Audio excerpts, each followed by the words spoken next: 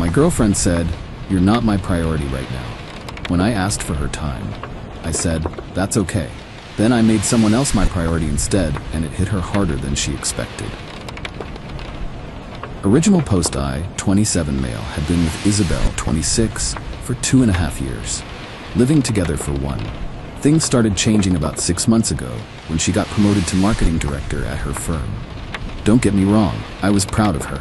Celebrated with champagne, posted about it, the whole thing. But the promotion came with a new Isabel, one who had networking events 4 nights a week and urgent projects every weekend. Last month, my dad had surgery.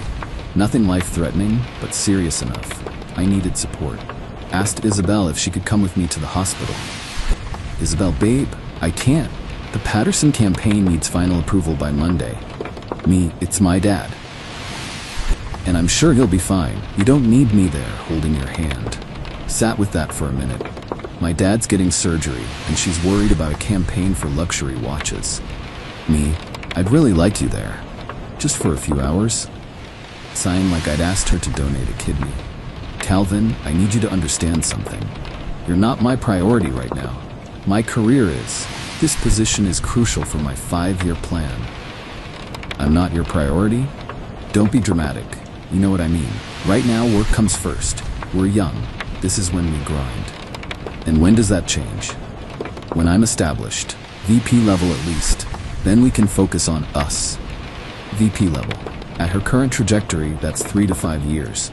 I was supposed to wait 3 to 5 years to be a priority. That's okay. Really?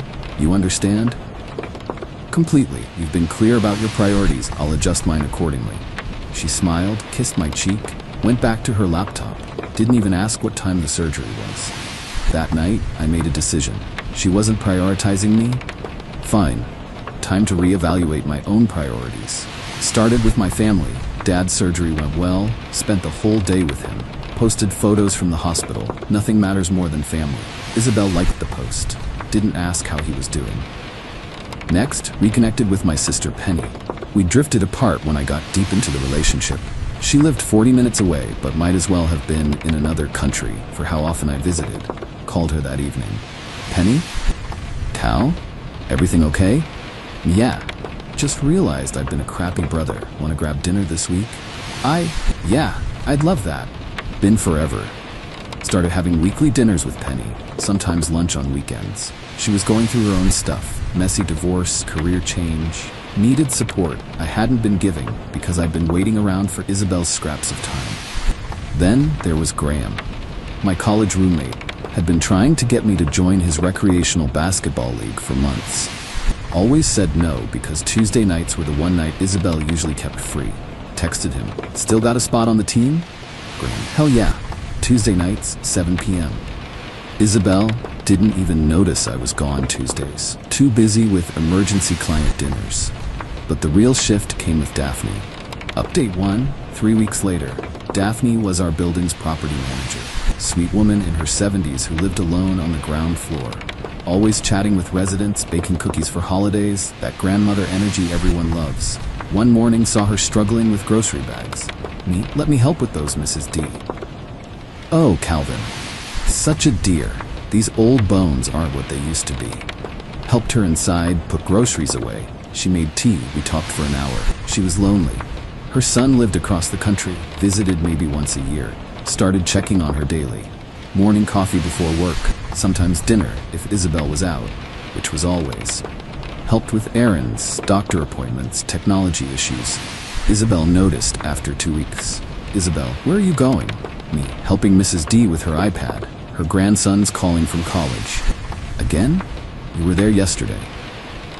She needs help. You're like her personal assistant. Bit much, don't you think? She's alone. I have time. Whatever, I'll be at the Morrison networking mixer. Don't wait up. The irony. She was networking with strangers while I was connecting with someone who actually appreciated my time. But here's where it gets interesting. Daphne wasn't just some sweet old lady. She was a retired executive, ran a major publishing house for 30 years, had stories, wisdom, connections she was happy to share over tea. One afternoon, Daphne, you know, Calvin, you're wasted at that firm. It pays the bills. Bills, yes, but what about fulfillment? You light up talking about graphic design, but you push papers all day. She was right. I'd shelved my creative dreams for stability, for a relationship where I wasn't even a priority. My friend's son runs a design studio, always looking for talent. Want me to make a call? Me, yeah. Meanwhile, Isabel's world kept spinning without me. Work events, conferences, absolutely crucial happy hours. Started posting less about us, more about her grind. Her Instagram looked like a LinkedIn feed. The breaking point came during Thanksgiving week. I'd planned a dinner for Wednesday. My family, her family, keeping it simple since everyone traveled on actual Thanksgiving. Tuesday night, me, everything's set for tomorrow. Your parents are bringing pie. Not looking up from phone. About that, I can't make it. What? Last minute conference in the city. Huge opportunity. The CEO of Pinnacle Marketing will be there. It's our family dinner. Both families. They'll understand. This is my career, Cal. I'm not your priority. Got it. Don't start. You said you understood. I do. Completely. She left Wednesday morning. I hosted dinner without her. Told everyone she had a work emergency. My mom and sister exchanged looks. Her parents were mortified, apologizing for her. But Daphne was there. I'd invited her since she'd be alone otherwise. She charmed everyone. Told publishing stories. Made my mom laugh until she cried. Posted a family photo. Grateful for the people who make time for what matters. Isabel saw it from her conference. The text started, "Why is the property manager at our dinner? Did you seriously post that caption? You're being passive-aggressive." Didn't respond. Busy enjoying actual company. Update 2. 2 weeks later, Isabel came back from her conference with a new title, Senior Director of Strategic Initiatives. Acted like I should throw a parade. Isabel, youngest SD in company history. This is huge. Me, congratulations. That's it. Congratulations? What else would you like? I don't know. Enthusiasm? Support? You used to care about my career. I do care. Just matching your energy. You're focused on work, I'm focused on other things. She didn't like that. Started paying attention to where I was going, who I was with. You're at Penny's again? Sister needs help planning her new apartment. And tomorrow? Basketball with Graham. Thursday? Me, dinner with Mrs. D. Her son's visiting, wants to meet me. Her face changed. Meet you? Why? We've become close. I'm like family now. Isabel, family? She's our property manager. She's a friend, a priority actually. The word hit her like a slap. Priority. Her word thrown back. That weekend she tried to reclaim territory. Planned a surprise date night. Made reservations at an expensive place. Bought a new dress.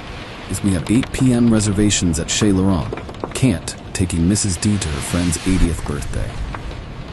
Are you serious? Promised weeks ago. She needs a ride. Cancel it. Would you cancel a work commitment for me? Silence. We both knew the answer. This is different. How? Because she's just some old lady. I'm your girlfriend. Girlfriend who said I'm not a priority. Mrs. D never said that. Actually appreciates my time. You're being spiteful. I'm being consistent. Matching priorities. Yours is work. Mine is people who value me. She wore the dress anyway. Went to dinner alone. Posted Instagram stories trying to look mysterious and independent. The forced smile was obvious. But the real kicker came Monday. Daphne's friend from the publishing world. He owned a boutique design firm. Wanted to meet me based on Daphne's recommendation. The meeting went incredibly well. He offered me a position. Junior designer, but with real creative work. Pay cut initially, but huge growth potential. Came home buzzing with excitement. Isabel was on the couch, laptop open, surrounded by work papers. Me. Got a job offer today. From who? Brennan Design Associates. Now I had her attention. The firm that did the Westfield rebrand? Yeah, Mrs. D's connection. The property manager got you a job? Her friend did, based on her recommendation. Isabel slammed her laptop shut. This is insane. You're changing careers because of some old woman? No, changing careers because I'm not happy pushing papers. She just opened the door. What about stability? Our 5-year plan? Your 5-year plan, where you make VP and I... What? Keep waiting to matter? Final update 1 month later. I took the job. Gave notice at my corporate gig. Started at the design firm. The pay cut was real, but so was the satisfaction. Creating things, collaborating with talented people, actually enjoying Mondays. Isabel spiraled. Not dramatically, she was too controlled for that, but the cracks showed. Started coming home earlier. Slow day at the office. Right, suggesting activities, movies, dinners, weekend trips. All met with, sorry, basketball game. Promised Penny I'd help paint. Mrs. D's birthday party. Graham's having people over. Always invited her. She always declined, too proud to tag along to my plans. The breaking point was Daphne's birthday. I'd organized a small party in the building's community room. Residents, her book club, some family flying in. Spent weeks planning it. Day of, Isabel watched me setting up. This is excessive for a property manager. She's not just a property manager, right? She's your new best friend, your priority. She's someone who values my time, appreciates effort, shows up. I show up. When? Name the last time you prioritized anything I cared about. She couldn't, because there wasn't one. The party was beautiful. Daphne cried happy tears. Her son pulled me aside, thanked me for being there when he couldn't, said I was the grandson she never had, posted photos. Celebrating 73 years of an incredible woman who teaches me daily about priorities and presence. Isabel watched from our apartment. Didn't come down. Pride too strong. That night, I think we need to talk. Me, okay. This isn't working. Me, agreed. She expected a fight, begging, promises to reprioritize her. That's it, agreed? You want different things. VP track, corner office, the grind. I want Sunday dinners and Tuesday basketball and helping someone with groceries. We're not compatible. We were before. Before you told me I wasn't a priority. That clarified everything. She moved out 2 weeks later, kept posting about focusing on my empire and big moves only. The comments were all fire emojis from people who didn't know her beyond LinkedIn. Me? Kept my new routine. Morning coffee with Mrs. D, dinners with Penny, basketball with the guys. Design work that fed my soul even if it didn't fill my wallet. 3 months later, heard through the grapevine that Isabel was dating some finance VP. Perfect on paper. Never home, communicated in calendar invites. Their idea of quality time was parallel laptop sessions. She got exactly what she prioritized. Someone just like her. Last week, ran into her at a coffee shop. She was in full corporate armor, suit, heels, phone glued to ear. Saw me and ended her call. Isabel, Calvin, you look relaxed. Me, thanks, you look busy.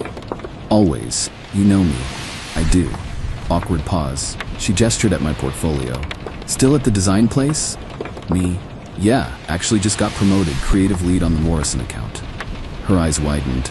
Morrison was her dream client. We're pitching them next week. Good luck. They're particular about work-life balance. Kept asking if our team had lives outside the office. She flinched. We both knew her team didn't. As I left, Cal, do you ever think about us? Sometimes, when Mrs. D mentions you. She says hi, by the way. You still hang out with her? Every day. She's teaching me Italian now. Says I need culture. That's nice. It is, really nice, having someone prioritize teaching me something just because they care. Left her standing there, latte getting cold, phone buzzing with work calls she'd have to take. She wanted to be a priority, just never wanted to make anyone else one. Thought success meant grinding alone, that relationships should wait for convenient timing. But the best revenge? It wasn't making her jealous or proving a point. It was filling my life with people who showed up, who valued presence over PowerPoints, who understood that success without connection is just well-dressed loneliness. Isabel got her corner office dreams. I got Sunday dinners and belly laughs and a 73-year-old best friend who taught me that real priorities don't wait for your 5-year plan. We both got exactly what we prioritized. Only one of us is happy about it.